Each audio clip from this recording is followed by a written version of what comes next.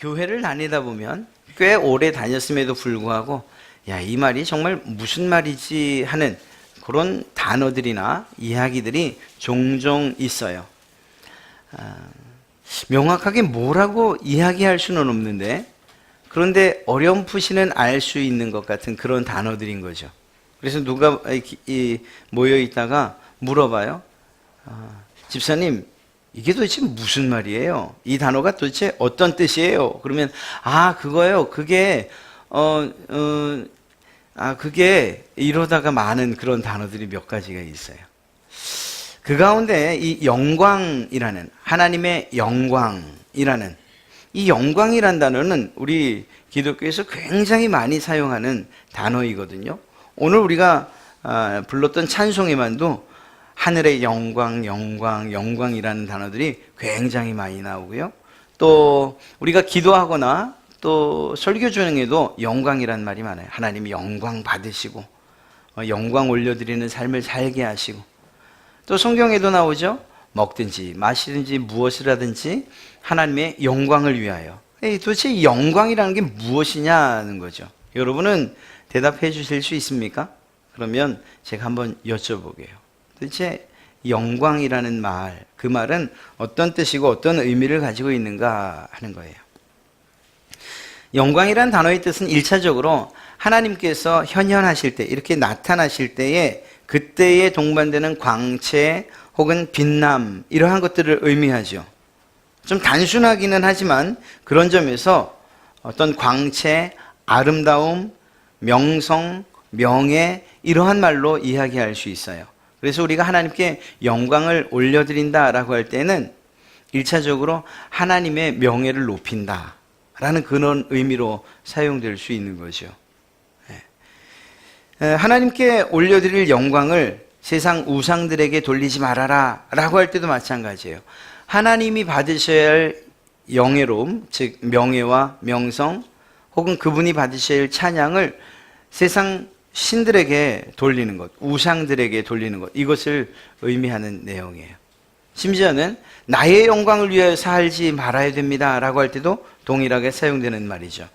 하나님께서 내게 베푸신 은혜로 이런 일도 하고 저런 일도 하고 이런 좋은 일도 하고 이런 복된 일도 우리가 경험하고 또한 선물로 받았는데, 마치 그것을 내가 잘한 것처럼, 내가 정말 잘나서 그것을 얻은 것처럼 생각한다면 이 모든 것을 주신 그 하나님이 받으셔야 될 그 명예로움을, 또 하나님이 그 하신 일들에 대한 그 모든 칭송을 내가 가로채는 것이 된다. 이런 의미에서 볼 때 첫째는 하나님의 광채, 그분의 아름다움, 또 그분의 명성, 명예, 이렇게 이야기할 수 있을 것 같습니다. 그런데 이 영광이란 말의 또 다른 의미를 이야기하면 그것은 천하의 모든 피조물, 만들어진 모든 피조물과 구분되는 하나님께만 있는 성품, 하나님께만 있는 어떤 속성, 이런 것들이 드러나는 거예요. 좀 말이 어렵죠? 다시 말하면 하나님이 완전하시죠? 하나님은 모든 것을 하실 수 있는 전능하신 분이시고, 하나님은 모든 것을 알고 계신 전지하신 분이에요. 무한히 위대하신 분이에요. 그런데 이런 하나님의 성품들을 통해서 하나님이 어떤 분이신가가 외적으로 표현되는 것, 하나님이 어떤 분인가가 드러나는 이것을 하나님의 영광이라고도 이야기할 수 있습니다. 오히려 이제 우리가 오늘 살피게 될 하나님의 영광은 하나님이 어떤 분인가를 드러내는 바로 그것을 영광의 의미로 삼고서 이야기해 가려고 합니다. 하나님께서 오늘 어떤 일을 하시는가? 지난주를 한번 돌이켜보면 그렇습니다. 이스라엘 백성들이 하나님의 계획, 내가 너희를 내 백성 삼겠어, 내가 너희에게 땅을 주마, 내가 너희에게 복을 주마 라고 하신 이 아브라함과 함께 하셨던 약속, 이 약속 때문에 결국은 이집트에 가서 살게 된다고 말씀드렸어요. 그리고 이집트에 가는 이 일은 하나님께서 허락하신 일이라는 사실도 우리가 살펴봤어요. 그러면 하나님께서 허락하신 이 일, 즉 이집트에서 하나님이 가게 하셨으니 그 삶을 책임지셔야 되지 않습니까? 그런데 안타깝게도 그들의 400년 동안의 삶은 굉장히 고단한 삶이었고 고난의 삶이었어요. 마치 종처럼 노예처럼 살 수밖에 없는 그러한 삶이었던 것입니다. 그 배경에 대해서도 저희가 지난주에 살펴봤죠. 정치적인 그러한 배경이 있어서 이방 사람들이 혹시라도 이집트 본토민들을 누르고 그리고 이집트를 빼앗을까 하는 이러한 두려움에 사로잡혀서 이방 사람들을 압제하기 시작했다라고 말씀드렸어요. 그런데 놀랍게도 하나님의 은혜가 있어서 그렇게 고난을 당하고 핍박을 당하면서도 수는 점점 늘어나고 그래서 200만여 명에 이르는 그러한 수가 되고 맙니다. 이러한 가운데에 참 안타깝지만 이들의 고통과 그리고 아픔 그리고 그들의 부르짖음이 하나님께 들리고 하나님께서 드디어 그들을 구원해내기로 결정하셨어요. 그래서 한 사람을 세우셨는데 바로 모세를 세웠다라고 이야기했죠. 하나님이 모세를 부르셨는데 모세가 무엇이라고 해요? 예, 제가 할 수 있습니다 라고 대답한 것이 아니고 청년 시절에 모세 같았으면 마땅히 그랬겠는데 온갖 실패를 맛보고 이 애굽에서 미디안이라는 곳으로 쫓겨온 뒤에 40년을 지내면서 나이가 80이 된 이후에 하나님의 부르심을 듣게 되니까 자신감이 없는 거예요. 내가 도대체 뭘 할 수 있겠습니까? 이 나이에. 또 이제 내게 힘도 없고 배웠던 것도 다 잊어버렸고 무엇보다 열정도 없는데 하나님 나 같은 사람을 들어서 도대체 뭘 하시려고 하십니까? 나는 할 수 없습니다. 내가 아마 저 말도 못합니다. 이 말도 어버버버 제가 말도 못하는 것 아시지 않습니까? 내가 네 형 말 잘하는 형 아론을 네 옆에 붙여주마.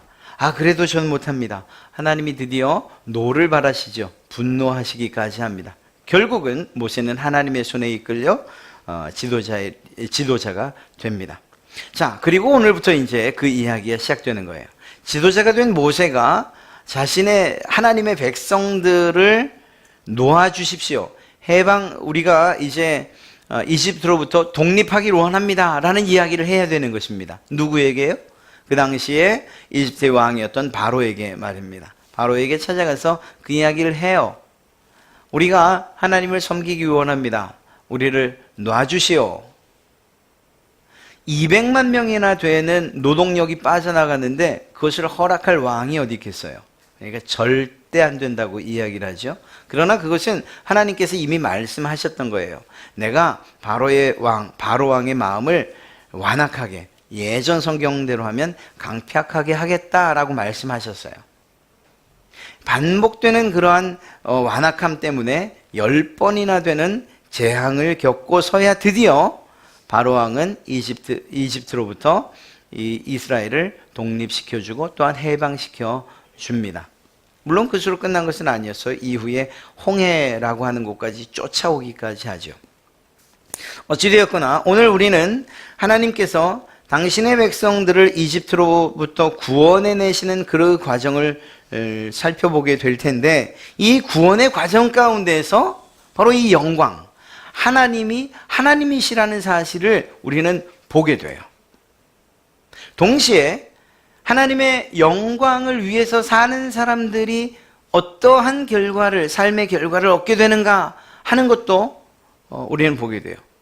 그 결과까지 가는 그 과정 가운데에서 어떤 일들을 경험하게 되는가 하는 것도 또한 우리는 보게 될 것입니다.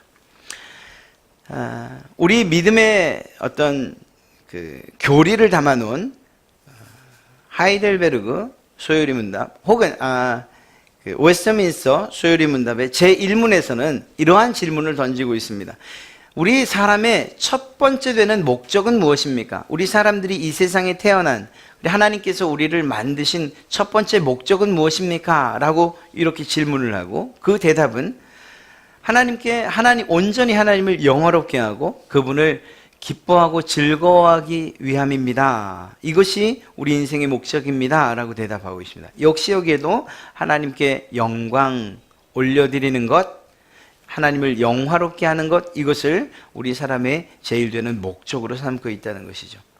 그러니까 오늘 우리가 출애굽기를 통해서 하나님의 영광이 어떻게 드러나는가 하는 것을 살피면 우리가 어떻게 살아야 하나님께서 영광 받으시는지, 하나님이 영화롭게 되는지를 알 수 있다는 거예요. 그런 점에서 이 이야기는 옛날에 있었던 출애굽의 고난, 그래서 애니메이션 정도로 만들어질 이야기가 아니에요.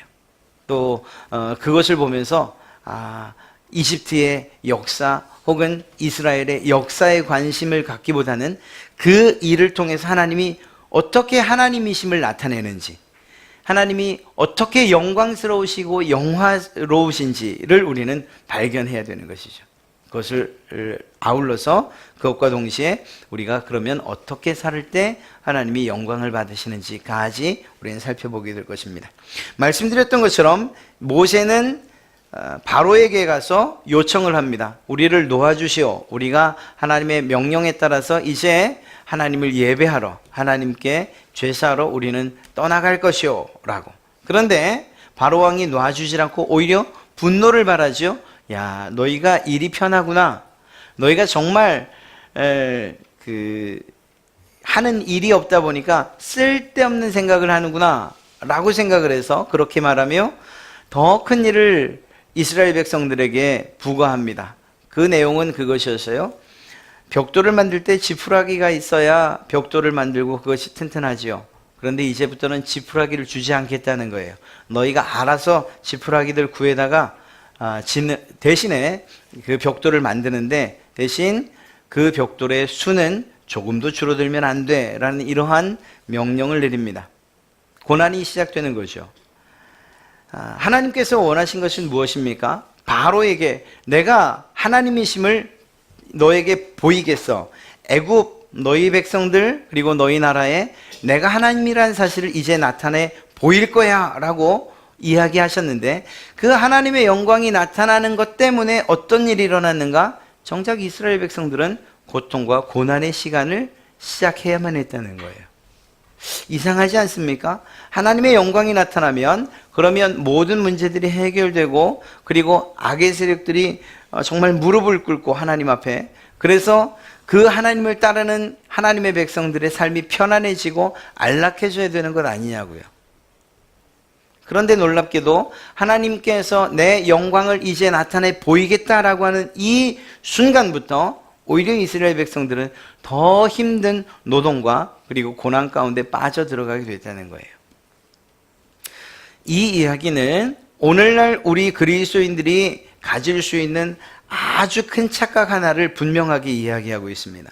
예수를 믿으면, 그래서 우리를 통해서 정말 하나님의 영광이 나타나면, 우리가 하나님의 말씀에 순종하면 우리의 모든 삶의 문제들, 그것이 크든 작든 간에 그 모든 문제들이 다 해결될 것처럼 생각하는 이 생각이 우리에게도 있다는 거예요.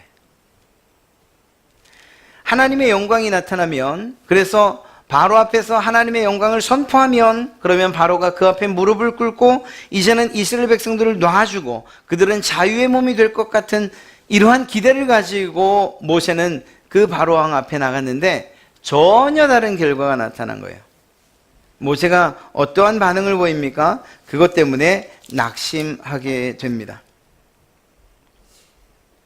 모세가 하나님의 말씀대로 했음에도 불구하고 결국은 오히려 더 큰 재앙들 그리고 더 큰 문제들이 생기자 하나님 앞에 정말 내가 할 수 없다고 말했지 않습니까? 9절 말씀을 보면 이렇게 이야기합니다. 6장 9절입니다. 모세가 이와 같이 이스라엘 자손에게 전하나 그들이 마음의 상함과 가혹한 노역으로 말미암아 모세의 말을 듣지 아니하였더라. 모세가 이스라엘 백성들에게 무엇을 얘기했는가 하면 그 바로 앞전에 있습니다. 내가 아브라함과 이삭과 야곱에게 주기로 맹세한 땅으로 너희를 인도하고, 하나님의 말씀이에요. 하나님의 말씀. 하나님께서 너희에게 이렇게 전하라고 하셨다라고 하며 모세가 이야기하는 거예요. 내가 아브라함과 이삭과 야곱에게 주기로 맹세한 땅으로 너희를 인도하고 그 땅을 너희에게 주어 기업을 삼게 하리라. 나는 여호와라. 바로 이거예요. 그렇게 너희를 인도해내서 너희를 내가 약속한 땅에 드리는 것을 통해서 너희는 내가 하나님 여호와라는 것을 알게 될 것이야. 나의 영광을 보게 될 것이야 라고 하나님의 말씀을 모세가 전했지만 이스라엘 백성들의 반응은 어떤 것이었습니까? 그 마음의 상함, 그리고 또 가혹한 노역으로 말미암아 오히려 모세의 말을 듣지 않는, 하나님의 영광에 대해서는 관심 갖지 않는 이런 일이 발생하게 된 거예요. 오늘도 이런 일이 일어날 수 있다니까요. 우리가 하나님 앞에 나와 기도하는 것 대부분이 우리의 문제를 가지고 나와 기도하는 것이고, 그 문제가 해결될 때 비로소 하나님이 나를 도우셨다, 하나님이 응답하셨다라고 이야기를 한다는 것입니다. 그때 비로소 하나님 영광 받으십시오라고 하나님께 손뼉을 쳐드리는 이러한 일들을 하고 있어요. 그러나 놀랍게도 하나님의 영광이 나타날 때에 그 결과는 분명히 하나님의 승리이지만, 그 과정 가운데서는 하나님의 영광이 드러날 때에 오히려 하나님의 백성들이 고난과 어려움들을 당하는 일들이 있다는 사실을 기억해야 된다는 것입니다. 궁극적으로는, 최종적으로는 하나님이 반드시 승리를 하십니다. 그리고 하나님께서 그 영광을 취하십니다. 하나님의 하나님 되심을, 그 사실을 하나님께서 스스로 취하셔요. 그래서 마지막 가서는 하나님이십니다, 역시 하나님은 여호와이십니다 라는 이러한 고백을 세상 모든 사람들로부터 들을 수밖에 없어요. 그분이 하나님이시기 때문에. 그러나 그 과정에서는 하나님을 믿는 백성들이 고난과 어려움에 처하는 일들이 종종 있다라는 것이죠. 참 안타까운 것은 이스라엘 백성들이 이러한 반응을 했을 때에 모세가 했던 이야기들 몇몇 가지가 있는데, 그것에 대해서는 조금도 귀 기울이지 않았기 때문에 이런 반응을 이스라엘 백성들이 취했다라는 거예요. 무슨 말인가 하면요, 모세가 이스라엘 백성들에게 와서 이야기를 합니다. 하나님께서 어떤 일을 행하실 것인지, 하나님께서 하나님 되심을 어떻게 증명해내시고 드러낼 것인지, 하나님의 영광을 하나님이 어떻게 나타내실 것인지에 대해서 이야기를 했어요. 첫째는 6장 6절 말씀을 보면 이렇게 말합니다. 이스라엘 자손에게 말하기, 나는 여호와라, 내가 애굽 사람의 무거운 짐 밑에서 너희를 빼내며 그들의 노역에서 너희를 건지겠다. 하나님께서 어떤 약속을 하셨습니까? 내가 이집트로부터 너희 이스라엘을, 내 백성 이스라엘을 구원해내겠다, 해방시키겠다라는 이러한 약속을 하셨어요. 이러한 약속을 하셨고, 또한 아울러 6장 6절의 마지막에 편팔과 여러 큰 심판들로부터 너희를 속량, 구속해내겠다, 구원해내겠다, 해방시키시고 그 땅으로부터 내가 끄집어내겠다, 이렇게 하나님이 말씀하셨다고요. 누구에게? 이스라엘 백성들에게. 또한 6장 7절 말씀을 보면 너희를 내 백성으로 삼겠다, 나는 너희 하나님이 될 것이라. 마치 이제는 애굽이 너희의 아버지가 아니고 내가 너희의 아버지다 라고 말씀하시는, 이스라엘 백성들을 입양하는 것과 같은 이러한 절차를 하나님께서 말씀하셨다고요. 그리고 이런 일들을 통해서 어떤 일들을 하나님이 알게 하시고자 했는가 하면, 내가 너희의 하나님 여호와인 줄 알게 될 것이라 하는 이 말씀을 계속해 나가고 계셔요. 하나님께서 이스라엘 백성들을 구해내는 것을 통해서 단지 이스라엘 백성들이 자유를 누리고 그리고 이제 성공하는 그러한 삶에 대해서 말씀하시는 것이 아니고, 이스라엘 백성들을 끄집어내는 이 과정, 그리고 그들을 자녀 삼으시고 또 새로운 나라를 약속해 주시는 것. 그래서 6장 8절을 보면 내가 아브라함과 이삭과 야곱에게 주기로 맹세한 땅으로 너희를 인도, 땅까지도, 이 유업까지도, 기업까지도 약속하셨죠. 이러한 모든 일들을 너희에게 주마, 그래서 너희가 복되게 살게 하마, 이것으로 결론을 내리신 것이 아니고, 너희를 이집트로부터 구해내고 그리고 그들로부터 해방시켜 구속하여 내 아들 삼고 양자 삼고 그리고 가나안을 기업으로 주마, 그것을 통해서 너희가 복을 누릴 것이야 라고 말씀하시는 것뿐만 아니고, 그보다 더 중요한 한 가지를 말씀하시는 건데, 이 일들을 통해서 너희는 내가 너희의 하나님 여호와라는 사실을 알게 될 것이야 라고 말씀하고 계시다는 것입니다. 바꿔 이야기하면 이 일들을 통해서 하나님의 영광, 내 영광을 온전히 드러낼 테니 너희는 나의 영광을 보게 될 것이다, 이렇게 말씀하고 계신 거예요. 이러한 이야기를 이스라엘 백성들에게 미리 이야기했어요. 미리 이야기했음에도 불구하고 일이 지금 실제적으로 이루어지지 않고 오히려 더 큰 고난과 환난으로 자기들에게 그 모든 하나님의 영광이, 그리고 그 영광에 대한 약속이 오히려 어떤 고난과 또 환난으로 닥치자 그들이 한 이야기가 무엇인가 하면 마음의 상함, 가혹한 노역, 그래서 모세의 말을 듣지 않는 것으로 나타난 거예요. 모세의 말을 듣지 않았다는 건 누구의 이야기에 대한 누구의 말씀과 누구의 약속을 거절하고 거부했다는 이야기일까요? 하나님의 약속. 하나님이 지금 약속해 주신 내가 너희를 해방시키마, 내가 너희를 구속하마, 내가 너희를 양자 삼으마, 내가 너희에게 기업을 주마, 내가 이 모든 것들을 통해 나의 영광을 너희에게 나타내마 하셨던 이 이야기들을 단순한 어떤 마음의 상함, 마음의 불편함, 그리고 심한 노역, 고난, 이것 때문에 하나님의 그 약속, 그 영광을 볼 수 있는 약속들을 버린 것이라는 것이에요. 우리에게도 이러한 일들이 있을 수 있어요. 여러분, 우리 그리스도인의 삶은 말입니다, 이 세상에서 마무리되는 삶이 아니에요. 제가 종종 우스갯소리로 그렇게 우스갯소리처럼 말씀드리지만 진심이에요. 우리가 이 세상에서 당할 수 있는 가장 큰 어려움, 가장 큰 환난, 최악의 상황은 죽는 거예요. 죽음이에요. 죽음 앞에서 두려워하지 않는 사람이 없기 때문이죠. 그러나 놀랍게도 그리스도인들의 최악은 그 죽음이 아니라 죽음 너머에 있는 새로운 삶의 시작이라는 사실을 우리는 믿습니다. 영원한 천국으로 새로운 시작이 시작되는 그 문이 바로 죽음이란 문일 뿐이에요. 하나님의 영광스러움을 볼 수 있는 그 순간이 그 죽음의 문을 열고 들어가는 순간인 줄로 믿습니다. 그렇기 때문에 우리에게 있어서의 죽음은 최악이 아니고 하나님께서 주신 가장 복된 그 발걸음의 시작이 되는 것이에요. 이 사실을 알기 때문에 우리의 믿음의 선배들이 죽음 앞에서 조금도 두려워하지 아니하고, 물론 마음에 두려움이 있을 수는 있었지만 그 두려움을 이긴 채 하나님께 찬송을 올리며 그 죽음의 길을 걸어갈 수 있었던 거예요. 그 죽음의 길에서 완전한 승리를 거두신 분이 누구시죠? 바로 예수 그리스도. 그분에게 있어서 가장 중요한 것은 무엇입니까? 하나님께서 세상을 사랑하시고 사람을 사랑하시고 온 인류를 구원하기 위해서 자기에게 주셨던 명령, 하나님의 그 계획, 십자가에서 죽는 이 사건을 온전히 이루기를 원하셨어요. 즉 하나님의 명령에 순종하는 것을 통해서 예수님이 무엇을 나타내기를 원하셨는가? 하나님의 영광이 나타나는 것을 원하셨던 거예요. 그런 면에서 볼 때 하나님의 영광, 그 영광의 절정은 무엇이냐? 하나님이신 예수님께서 낮아지셔서 십자가에 달리셔서 모든 인류의 죄를 짊어지고 돌아가신 그 사건이야말로 하나님의 영광의 절정이라고 이야기할 수 있어요. 물론 부활 또한 빼놓을 수 없죠.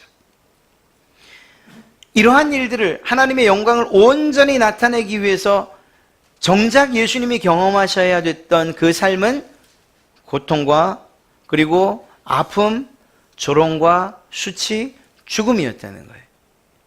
이 과정들을 무시하지 않으시고 오히려 그 과정들을 하나님의 영광을 드러내는 그 길로, 하나님의 영광, 하나님께 영광 올려드리는 그 삶을 나가는 그 길로, 과정으로 알았기 때문에 주님께서 골고다 길을 갈 수 있었고 거기서 죽으셨던 거죠. 놀랍게도 그 사건으로 끝난 것이 아니고 3일 뒤에 부활하심으로 하나님의 온전한 영광이 성취되어진 거예요. 그리고 우리는 그 길을 따라 걷는 사람들인 거죠. 그러니까 우리의 신앙 가운데에서 조금 어려움이 있다고 해서, 조금 문제가 있다고 해서, 어떤 환난이 닥친다고 해서 하나님의 영광을 위하여 사는 삶을 내팽개친다는 것은, 그것은 우리 그리스도인의 삶이 아닌 거예요. 이걸 좀 더 적극적으로 말씀드리면 이렇습니다. 여러분들이 이렇게 고백하고 이렇게 기도하셨을 거예요. 하나님, 내가 하나님의 영광을 위해 살겠습니다 라고 말이죠. 그런데 그 길이 얼마나 어려운 길인가 하는 것에 대해서는 조금도 생각하지 않아요. 하나님의 영광을 이 예배당 안에서만 돌리기 원하기 때문이에요.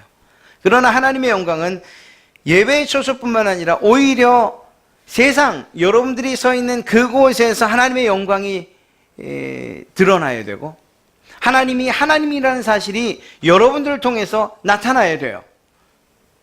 그런 면에서 우리의 삶이 하나님 앞에서 언제나 성결하고 거룩하게 살아져야 된다는 거예요. 예수님을 믿는 학생이 학교 가서 기도하고 밥 먹는 게 얼마나 어려운 일인지 알 수 없어요. 물론 그것이 어렸을 때부터 습관되어 있다면 모르지만 중간에 믿기 시작하는, 그리고 또 정말 믿음의 초보 혹은 오래 믿었어도 그것에 대해서 별로 신경 쓰지 않는 이들의 삶, 그들이 어느 날 아침 내가 하나님의 영광을 위해 살겠습니다, 내가 그 작은 일의 실천으로 밥 먹기 전에 학교 가서 밥 먹기 전에 식사하겠습니다. 직장도 마찬가지예요, 여러분. 직장에서도 내가 기도하고 밥 먹겠습니다라는 아주 작은 일을 결정할 때에도, 그렇게 결정할 때도 얼마나 큰 일들이 닥치는지 알 수 없어요. 야, 너 왜 안 하던 짓 하냐? 어디 아픈 거 다니냐? 정말 미친 거 아니냐? 고마워하면 농부 아저씨들한테 고마워야지 왜 하나님한테 기도하고 난리냐? 뭐 기타 등등. 이러한 이야기들은 매우 아주 사소한 일 같지만, 그러나 하나님을 위해서, 그 하나님의 영광을 위해서 내가 하는 이 일을 통해서 하나님이 하나님이라는 사실을 드러내기 위해서 어떤 결정한 일이 있다면 그것은 세상으로부터 부딪힘이 있을 수밖에 없다는 거예요. 마치 바로에게서 하나님의 영광을 위하여서 우리가 살겠습니다라고 말했을 때 바로가, 그래? 너희가 정말 한가하구나, 살만하구나, 한번 고난을 당해봐라, 지푸라기 없이 벽돌을 만들어 라고 말했던 것 같은 이러한 일들이 우리의 삶 가운데도 있다니까요. 우리 아이들만의 이야기입니까? 아니에요. 우리 어른들도 마찬가지예요. 직장 생활을 하는 여러분들도 마찬가지고 가정에서도 마찬가지예요. 가정에서의 제사의 문제를 가지고 부딪힐 때에 물론 지혜롭게 할 필요가 있습니다. 그러나 궁극적으로는 우리가 그것들을 거절하는 이유가 무엇이죠? 이 일을 통해서 하나님이 하나님이라는 사실을 나타낼 수 없기 때문이에요. 우리가 우리 성인 또 이 믿는 여러분들, 세상에 살다 보면 주초 문제, 피고 마시는 문제, 이거 언제나 부딪힐 수밖에 없는 문제예요. 그런데 그것들에 대해서 우리가 어떤 마음으로 접근해야 되느냐? 이 일들을 내가 하는 것을 통해서 하나님이 하나님이라는 사실을 드러내는가? 좀 쉽게 말하면 내가 하나님의 자녀라는 사실들, 이 사실들이 이 일을 통해서 정말 좋은 영향을 미치는가? 그렇지 않은가? 더 쉽게 말하면 이런 거예요. 내가 하는 이 일을 통해서 하나님이 그 하나님의 그 거룩하심, 그리고 또 구별됨, 이러한 것들이 나타나는가 아닌가? 그것은 우리가 다 알 수 있어요. 그럼에도 불구하고 그보다는 이러한 문제들에 대해서 내가 과감히 결단해서 이야기하는 것, 제가 예수 믿기 때문에 마시지 않습니다라고 말한 이 말 하나 때문에 당하는 여러 가지 고난들, 때로는 쫌스럽다, 아니 이기적이다, 분위기 파악 못한다, 고집스럽다, 뭐 이런 여러 가지. 또 내적으로 일어나는, 이게 뭐 그렇게 중요한가, 내가 내 스스로 잘 절제하면 되지 않는가 하는 이런 뭐 여러 가지, 이 즐거움을 포기할 수 없다, 뭐 이런 여러 가지 내적으로 일어나는 일들, 또 바깥에서 이렇게 우리를 바라보는 시선들, 얼마나 많은지 알 수 없어요. 그러나 그 순간에도 우리가 깊이 생각해야 되는 것은 무엇인가 하면, 내가 하는 이 일과 행동과 말 때문에 과연 하나님의 영광이, 그 하나님의 거룩함이 땅에 떨어지지 않는가? 아니면 내가 하는 이 말 때문에 하나님의 거룩함이 높여지는가 하는 거예요. 우리는 주기도문을 통해서 이렇게 이야기합니다. 하늘에 계신 우리 아버지여, 이름이 거룩히 여김을 받으시옵고. 이 말이 무슨 말입니까? 하나님의 이름은, 하나님은 거룩하십니다. 하늘에선 이미 거룩함에 대한 그러한 존귀함과 존중을 받고 계십니다. 모든 천사들로부터, 그리고 하나님 곁에 있는 모든 정말 하나님께서 구원하신 모든 피조물들로부터 하나님은 하늘에서 영광. 그러나 이 땅에서는 하나님의 이름이 어떻습니까? 하나님의 거룩함이 어떻습니까? 짓밟히고 있지 않습니까? 하나님의 이름이 더럽혀지고 있지 않습니까? 이러한 세상 가운데서 내가 하나님의 영광을 위해 살겠습니다라고 말하는 것은 그 하나님의 이름이 짓밟히지 않도록, 그리고 더럽혀지지 않도록 내가 내 삶을 살아가겠습니다라고 말하는 거예요. 그러한 삶 가운데 고난이 있어도, 어려움이 있어도, 문제가 있고, 그리고 환난을 당한다 할지라도 내가 그 하나님의 이름이 땅에 떨어져 더럽혀지지 않도록 내가 살겠습니다. 내가 그렇게 살겠습니다라고 하는 그러한 고백이 주기도문에 담겨 있는 거예요.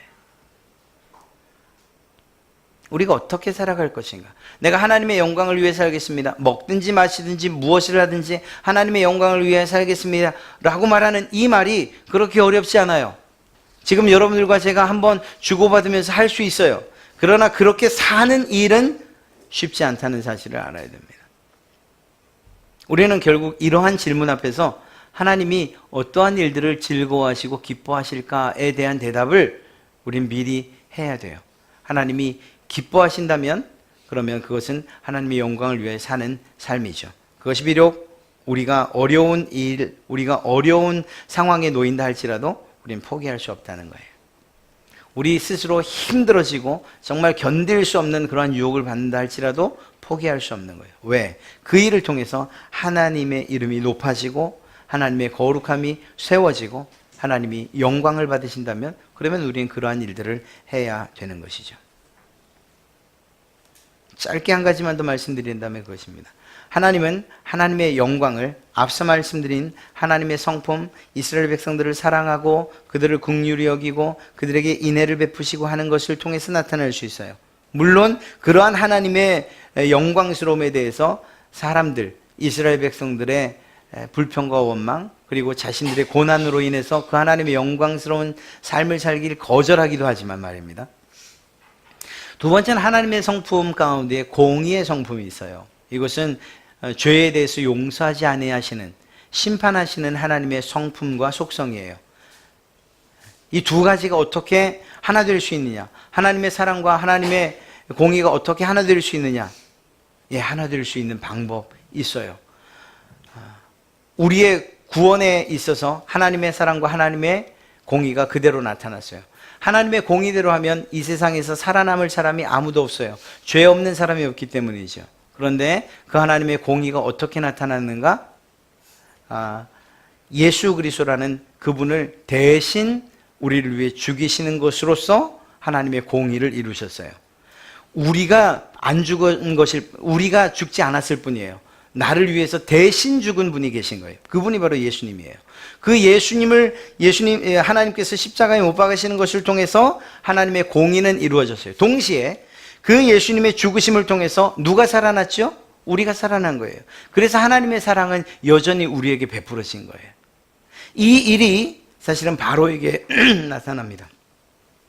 바로를 향해서, 바로를 찾아서 오늘 말씀대로 바로를 찾아가 이야기합니다. 하나님의 하나님 되심을 이제 나타낼 것이다. 그러니 이스라엘 백성들, 하나님의 백성들을 놔줘라. 거절하죠. 거절해요. 계속 거절해요. 그때 어떤 일을 하십니까? 첫 번째부터 10번째까지의 재앙을 하나님께서 이집트 땅에 내리십니다. 오늘은 첫 번째에 관한 것이었어요. 바로 피해 재앙이었습니다. 하수와 모든 강들을 향하여서 지팡이를 내밀 때 모든 물들이 피가 되고 말았습니다. 집안에 있는 모든 그릇 안에 있는 물들도 피가 되어버리고 말았어요. 그리고 그 이후에 일어난 모든 10가지 재앙, 피, 개구리, 우리가 흔히 말하는 득지글거리는 파리, 그 다음에 온역이라고 표현되어 있는 전염병, 가축 전염병, 메뚜기, 그리고 또 우박과 흑암, 그리고 죽음. 모든 10가지 재앙들이 계속해서 연속적으로 바로와 이집트에 퍼부어졌어요. 놀라운 것은 하나님께서 이 일들을 통해서 무엇을 하기 원하셨는가 하는 거예요. 오늘 우리가 읽었던 7절의 말씀을 보면 이렇게 이야기하고 계십니다. 16절과 17절의 말씀을 보면 여호와가 이같이 이르노니 내가 이로 말미암아, 바로에게 말하는 거예요. 내가 이로 말미암아라는 건 뭘까요? 지금 피재앙을 이야기하는 거예요. 이렇게 온 하수와 강이 피가 되는 것을 통해서 나를 여호와인 줄 알게 될 것이다. 네가 나의 영광을 보게 될 것이다. 이렇게 말씀하신 거예요. 이 이야기는 10가지 계명에 모두 적용이 되는 거예요. 즉 다시 말해 하나님을 대적하는 자들에게 하나님이 어떻게 처리하시는가? 그들에게 심판과 그리고 재앙을 통해서 하나님이 하나님이라는 사실을 확실히 깨달아 알게 하시겠다 하셨고 또 그렇게 하셨다는 사실이에요. 우리가 하나님의 그 성품 가운데 어느 편에서 하나님께 영광을 돌리길 원하십니까? 하나님과 대적하는 그 자리에서 하나님의 진노 가운데 하나님의 심판이 퍼부어지는 가운데 하나님이 하나님이시구나 라는 사실을 그제서야 깨닫기 원하십니까? 아니면